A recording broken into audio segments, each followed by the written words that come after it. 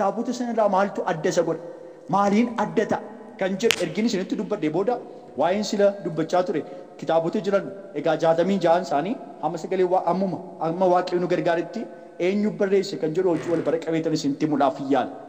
Egaa tokkoffaarratti macaafni qulqulluun yookaan kitaabni qulqulluun kitaabota biraarraa kan inni ittiin adda ta'e tokkoffaarratti kanaan duras dubbachaa tureera.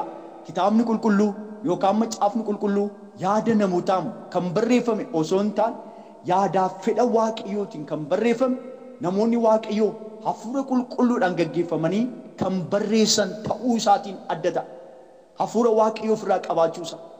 Yaada waaqayyooti kitaabni qulqulluun fedha waaqayyootiin barreeffame kitaabni qulqulluun akkamitti barreeffame yaada namaatiin miti. Namni tokko ka'ee ofuma isaa fedhii isaatiin kan barreesse miti kitaabni qulqulluun yookaan macaafni qulqulluun jechuudha. Yaada waaqayyoo fedha waaqayyoo namoonni waaqayyoof jiraatan namoonni waaqayyoof adda ba'an namoonni waaqayyoof of kennan hafuura waaqayyootiin gaggeeffamanii fedha waaqayyoof yaada waaqayyoo akka isaan barreessan sagalee waaqayyoo nutti agarsiisa. Kanaan duras egaa waa'ee kana isinii dubbiseen ture egaa isa kana dhaqxanii ilaaluu dandeessu. Fakkeenyaaf Phexros isa lammaffaa boqonnaa tokko kanaan dura lakkoofsa 19 kaasee hanga 21ttidha kan isinii dubbisee har'a garuu lakkoofsa 21 irra qofa kan jiru ergin dubbisee booda gara qabxii itti aanutti isin fidaa jechuudha. Maal jedha iddoon kanatti Phexros isa lammaffaa boqonnaa tokko lakkoofsa 21 irratti raajii dubbachuun takkaa jaalala namaatiin hin taane raajii dubbachuun garuu namoonni hafuura qulqulluudhaan gaggeeffamanii wanta waaqayyo biraa fudhatan dubbataniiru. Maaliin hafuura qulqulluudhaan jedhee dubbate sagalee waaqayyo gaggeeffamanii wanta waaqayyo biraa fudhatanidha. Waaqayyo biraa kan isaan fudhatan kan barreeffamedha kitaabni qulqulluun jechuudha. Hafuura waaqayyootiin yaada namaa miti, fedhii namaa miti, fedhii waaqayyoo yaada waaqayyoo hafuura qulqulluudhaan fudhatanii namoonni waaqayyoo 40 ol kanaan dura isinitti himeera waa'ee kana. Namoota 40 oltu kitaaba qulqulluu barreesse akkan kanaan dura isinitti himetti gosa garaagaraa namoota ta'anii jechuudha. Egaa erga barreeffame waggaa 1600 ol ta'eera. Baay'inni waggaa barreessuuf itti fudhate dhaloota 40 oli jaarraa afuritti fudhate barreessuudhaaf jechuudha. Ardiiwwan 3 keessatti kan inni barreeffame. Awurooppaa keessatti, Eeshiyaa keessatti, Afriikaa keessatti barreeffame. Awurooppaa keessatti barreeffameera, Eeshiyaa keessatti barreeffameera, Afriikaa keessatti barreeffameera. Bakka itti caafame fakkeenyaaf lafa onaa keessatti barreeffameera, lafa dukkanaatti barreeffameera, masaraa moototaa keessatti barreeffameera, mana hidhaa keessatti barreeffameera, bakka kooluutti galanitti yookaan immoo bakka itti booji'amanitti namoonni waaqayyoo hafuurri waaqayyoo irra jiru barreessaniiru. Mana jireenya nama dhuunfaa keessatti illee barreeffameera kitaabni qulqulluun. Namoota 40 ol egaa namoota gosa adda addaa akka ta'e kanaan dura tokko tokkoon isinitti himaa tureera waa'ee kana. Yeroo adda addaatti kan inni barreeffame. Yeroo lolaatti kan barreeffamee jira. Yeroo nagaa kan barreeffamee jira. Bara beelaa kan barreeffamee jira. Bara quufaa kan barreeffamee jira. Bara garbummaa kan barreeffamee jira. Bara bilisummaas kan barreeffamee jira kitaabni qulqulluu jechuudha. Kanaaf egaa namoonni kun yeroo adda addaa keessa ta'anii hafuura waaqayyootiin gaggeeffamanii kan isaan barreessaa turan. Barreessitoonni miira garaagaraa keessa turaniiru akka sagalee waaqayyoo nutti agarsiisutti.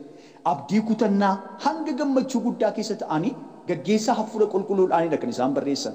Abdii kutannaa keessaa hanga gammachuu guddaa abdii kutannaa keessa ta'e kan barreesse jira. Gammachuu guddaa keessa ta'es kan barreesse jira. Kanaaf iddoo garaagaraatti hafuura waaqayyootiin gaggeeffamanii namoonni garaagaraa namoota 40 ol eenyufaati. Fakkeenyaaf yoo fudhatanii ilaaltanii uumama kan barreesse Musee. Musee akka ta'e beektu seera uumamaa yookaan macaafa seera uumamaa kan jedhu kan barreesse Museedha. Kana qofatu hin taane seera ba'uullee kan barreesse Museedha.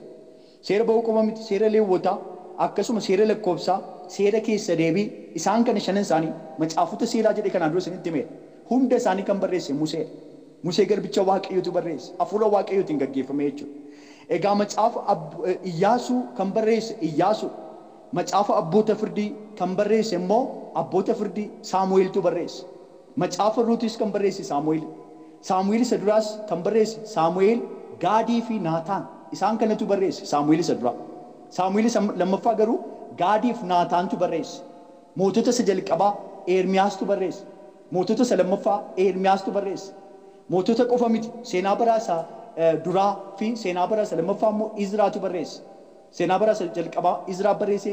Seenaa baraa isa lammaffaas Izraatu barreesse. Macaafa Izraallee kan barreesse Izraadhumadha. Macaafa Nehimiyaa kan barreesse Nehimiyaa. macaafa Asteer kan barreesse garuu Mordokaayitu barreesse. Macaafa Iyyoob kan barreesse immoo Museetu barreesse. Macaafa faarfannaa kan barreesse immoo Daawitii fi namoota kan biroollee ta'aniidha kan barreessan macaafa faarfannaa. Macaafa faarfannaatti ani kan jiru macaafa fakkeenyaati. Macaafa fakkeenyaa kan barreesse Salamoon, Aguurii fi Lemu'eel kan jedhamanidha kan barreessan. Macaafa fakkeenyaa. Macaafa lallabaa kan barreesse Salamoonidha. Macaafa weedduu caalu kan barreesse Salamoonidha. Macaafa Isaayaas raajichaa kan barreesse raajii Isaayaas. Macaafa Ermiyaas raajichaa kan barreesse Ermiyaas raajichaa. Macaafa Ermiyaas raajichaatti ani kan jiru faaruu Ermiyaas kan barreesse Ermiyaas raajichaatu barreesse. Hisqeel raajichaa macaafa Hisqeel raajichaa kan barreesse Hisqeel raajii Hisqeeltu barreesse. Macaafa Daani'el raajichaa kan barreesse Daani'el raajichaa. Raajii Daani'eltu barreesse. Hoosiyaa raajichaa kan barreesse Hoosiyaa.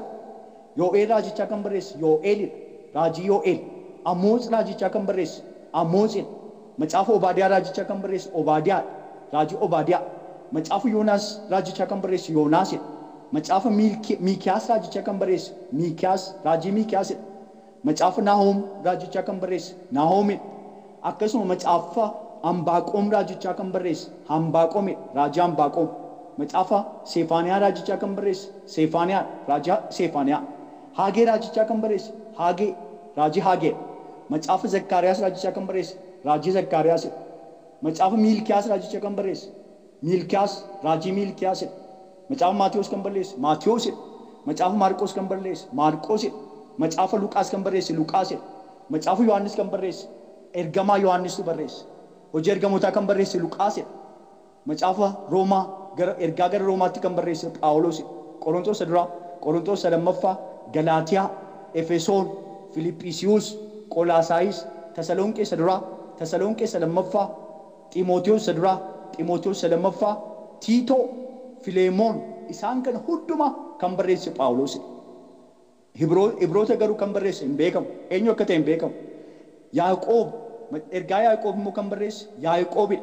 Yaaqoob kun ilma Zabdiyoos akka ta'e Maatiyos boqonnaa 10 lakkoofsa 2 irraa fudhattanii dubbiftan hin argitu. Egaa inni immoo obboleessa Yesuusidha. Yaaqoob kun jechuudha.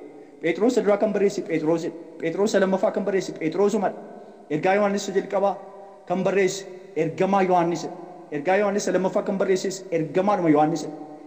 Ergaa Yohaannis sadaffaa kan barreesses ergamaa Yohaannisidha. Ergaa Yihuudaa kan barreesse Yihuudaadhumadha.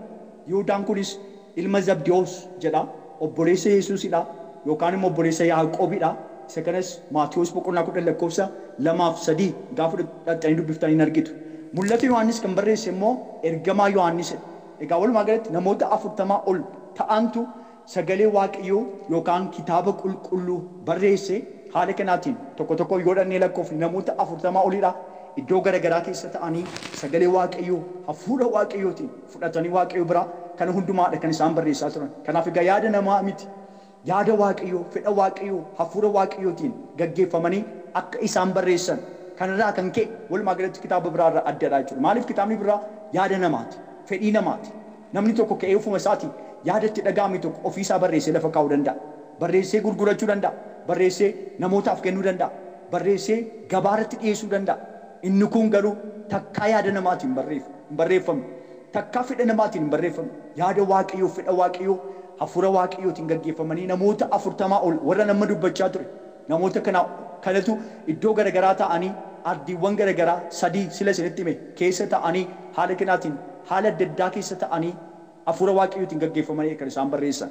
Egaa inni lammaffaan macaafa qulqulluu adda kan isa taasisu kakuu moofaa keessatti raajiin dubbatamee kan ture yeroo isaa eeggatee kakuu haaraa keessatti raawwatamu isaatiin adda ta'a. Kakuu moofaa keessatti raajiin dubbatamee jira. Kakuu moofaa keessatti garuu yeroo isaa eeggatee raawwatame raajiidha jechuudha. Dinqiidha jechuudha. Dinqii of keessatti qabateera jechuudha. Takkaa yaada namaatiin wanti barreeffamu wanti akkas ta'u tokko illee hin jiru. Kanaan dura haala kanaatiin akkas ta'e amma immoo gara fuulduraa akkas ta'e jedhamee yaada namaatiin fedha namaatiin akkasitti barreeffamuu hin danda'amu. Kanaaf kakuu moofaa keessatti raajiin dubbatame kakuu haaraa keessatti yeroo isaa eeggatee raawwatamuun isaa kitaaba biraarraa adda isa godha jechuudha macaafa qulqulluu yookaan kitaaba qulqulluu jechuudha. Inni sadaffaan macaafni qulqulluun Yesuus Kiristoositti amanuudhaan dhiifamuu cubbuu akka argatanii fi du'a garasitti jireenya bara baraa akka jirullee kallattii kan agarsiisudha. Kitaabni biraa kan namaan barreeffame yaada namaatiin kan barreeffame waa'ee kana akkasitti barreessuu kan danda'u tokko illee hin jiru. Kanaaf hafuura waaqayyootiin waa'ee jireenya bara baraa du'a garesii jireenya du'a garesii akka jiru gooftaa Yesuusitti amanuudhaan bara baraan jiraachuun akka ni danda'amu kallattii kan agarsiisudha kitaabni qulqulluu jechuudha. Macaafni qulqulluu kan ammoo takkaa yaada namaatiin kitaabonni barreeffaman kitaabota biroo haala kanaatiin wanta akkasii kan takkaa barreessuu hin danda'amu jechuudha. Kanaan kitaaba biraarraa adda ta'uu danda'a. Isa kana fa'aa haala kanaatiin asirraa hubachuu hin dandeenya jechuudha. Inni arfaffaan macaafni qulqulluun namootaaf beekumsaaf hubannoo kennuu isaarra darbee namoota jijjiiruu irratti ga'ee guddaa qaba. Namoota micciiramoota gara jabina qaban jijjiiree namoota qajeelota akka ta'an taasisuu danda'a. Namoota dhibaa'ota jijjiiree akka hojii hojjetan gochuu danda'a kitaabni qulqulluun. Jireenya namaa jijjiira, amala namaa jijjiira, rakkoo keessaa nama baasa, hidhaa namaa hiika, seenaa namaa geeddara, gaaffii namaaf deebisa kitaabni qulqulluun. Kanaaf amala namaa jijjiiruu irratti ga'ee guddaa qaba kitaabni qulqulluun. Kanarraa kan ka'e kitaaba biraarraa addadha jechuudha. Nama dhibaa akka inni hojii hojjetu taasisa. Nama micciiramaa, nama gara jabeessa akka inni jijjiiramu, akka inni qajeelaa ta'u gochuu danda'a kitaabni qulqulluun. Seenaa namaa geeddaruu danda'a. Kanarraa kan ka'e kitaabni qulqulluun egaa walumaa galatti kitaaba biraarraa addadha jechuu hin dandeenya jechuudha. Inni shanaffaan macaafni qulqulluun dhugaa dubbii waaqayyoo waan ta'eef guutummaa guutuutti dubbii sobaa keessatti hin argamu. Takkaa diigamuu hin danda'u jechuudha. Dhugaa waan ta'eef soba of keessaa waan hin qabneef dhugaa dubbii waaqayyoo waan ta'eef guutummaa guutuutti dubbiin sobaa keessatti waan hin argamneef kan hin diigamne dhugaa dubbii sagalee waaqayyoo ta'e jechuudha. Isa kana wangeela Yohaannis boqonnaa 10 lakkoofsa 35 gaafa fudhatanii dubbiftan macaafni qulqulluun kan hin diigamne akka ta'e iddoo sanatti dubbataa jechuudha. Maatiyos boqonnaa 5 lakkoofsi 17-18 gaafa fudhatanii dubbiftan waa'ee dhuma kanaa jabeessa. Gooftaa Yesuus ani dubbii raajotaa diiguudhaaf hin dhufne jedheedha kan inni dubbatu. Kanaaf hin diigamu jechuudha macaafni qulqulluun. Wangeela Yohaannis boqonnaa 10 lakkoofsa 35 gaafa fudhatanii dubbiftanii mee iddoo sana dhaqeen dubbisaa gabaabaadha waan ta'eef lakkoofsa 35 irratti maal jedha? Waaqayyo warra dubbiin isaa itti kennameen waaqayyoota jedhe waan macaafni jedhus hin diigamu jedhee dubbate. Waan macaafni jedhus hin diigamu jedhee dubbate gooftaa Yesuus. Kanaaf egaa walumaa galatti kitaabni qulqulluun kan hin diigamne dhugaa dubbii waaqayyoo somni kan keessa hin jirre kanarraa kan ka'e kitaaba biraarraa adda akka inni ta'e haala kanaatiin hubachuu hin dandeenya jechuudha. Ja'affaa irratti macaafni qulqulluun macaafota biroo irraa kan adda isa taasisu namoota sadarkaa garaagaraa keessa jiran fakkeenyaaf daa'imootaaf, dargaggootaaf, wallaalootaaf, beektotaaf akkasumas namoota biyyoota garaagaraa keessa jiran hunda sagalee misraachoo kan dhaga'uuf fudhachuudhaafis kan isaan dandeessisu ta'uu isaati. Namoota hundumaatiif ta'a jechuudha. Namoota sadarkaa adda addaa jiraniif ta'a. Daa'imootaafis ergaa daa'imootaa haala kanaatiin wal qabatu of keessaa qaba. Dargaggootaaf illee ergaa of keessaa qaba. Wallaalotaaf, beektotaaf, namoota hundumaatiif kan waliin caalchifne bifa wal fakkaataa ta'een namoota hundumaatiif sagalee misraachoo warra akka dhaga'aniif warra fudhachuu qabaniif kan isaan dandeessisu ta'uu isaatiin kitaaba kan biraarraa adda ta'uu isaa haala kanaatiin hubachuu hin dandeenya jechuudha. Kitaabni biraan garuu warra dargaggoota qofaaf kan barreeffamu jiru, beektota qofaaf kan barreeffamu jiru, seenaa namoota beekamoo ta'e qofa kan barreeffame jiru.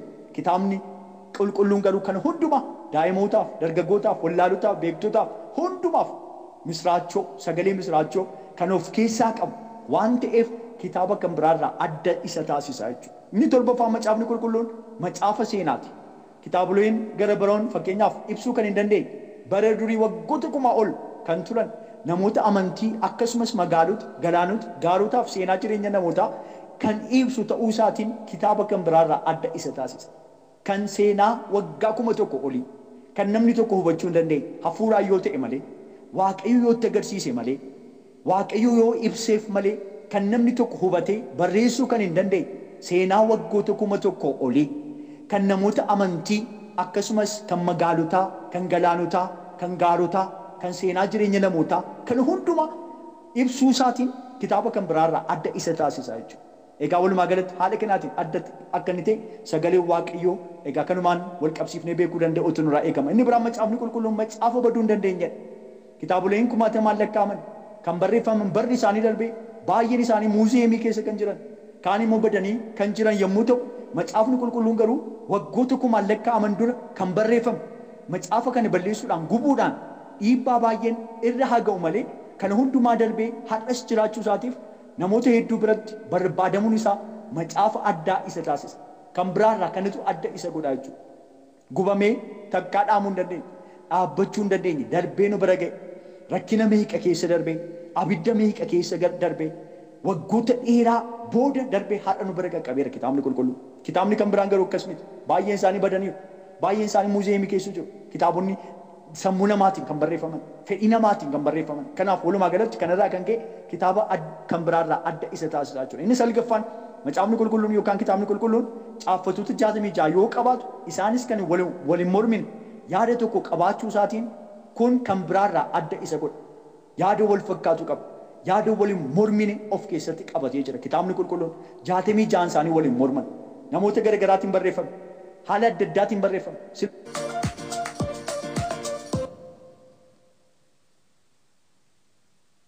66 isaanii kan waliin mormine ta'uunsaa kitaaba kan biraarraa adda isa taasisaa jechuudha. Namoonni garaagaraa tokko dhufanii kitaaba tokko barreessanii walitti fidanii yaada adda addaa kan mormii qabu waan baay'ee keessatti arguu dandeenya.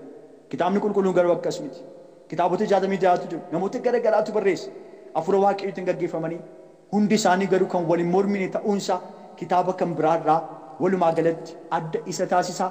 Egaa yeroo ittaanu dubbiin Waaqayyoo macaafa qulqulluu keessatti maalitti fakkeeffama kan jedhuun wal qabsiifnee yeroo biraa walii wajjin ilaaluu itti fufna. Akkuma Waaqayyo nu gargaaretti har'a gaggabaabsinee waa'ee macaafa kakuu haaraa walii wajjin ilaalaa turreerra. Kitaabni qulqulluu yookaan macaafni qulqulluun kan biraarraa maaliin adda ta'e kan jedhu qabxiiwwan gara 9 kaafnee walii wajjin ilaalleerra. Isa kanas gaggabaabsee isinii barreesseera. Egaa firoo tokko gara fuulduraattis akkuma Waaqayyo nu gargaaretti isa kan biraa walii wajjin ilaalaa deemna. Har'aaf asuma irratti nu haa ga'u. Waaqayyo isa baranne sagalee isaa kana laphee keenya keessatti nuuf haa hambisu. Galanni Waaqayyoodhaaf haa ta'u. Yaa Waaqayyo maqaan kee Waaqaaf lafarratti eebbifamu.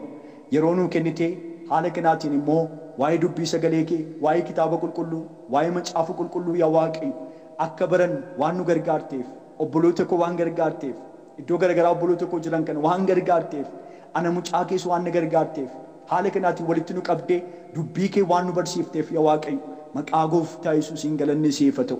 Inni kaan iddoo biraa jira, ani iddoo biraan jira. Yaa Waaqayyo hundi keenya garuu haala kanaatiin akka nuti sagalee kee barannu haala akkasii kana waan nu mijeessiteef yaa Waaqayyo maqaa Gooftaa Yesuusiin maqaan kee haa eebbifamu. Egaa baranneerraa warra itti jiraatan akka taanu yaa Waaqayyo nu gargaara. Maqaa Gooftaa Yesuusiin warra baratanii itti jiraatan nu taasisi. Warruma dhagaanii yaa Waaqayyo Gooftaa akkuma dhagaa bishaan keessa jiru. Bishaan yaa Waaqayyo dhagaa sana rukutee darba. Garuu dhagaa sana keessa seenuu hin danda'u. Dhagaan sun bishaan sana argachuu hin danda'u. Akka kan akka hin taane yaa Waaqayyo. Dhagaaniinuma qofa warra jiraatan akka hin taane. Warra dhagaanii ittiin jiraatan.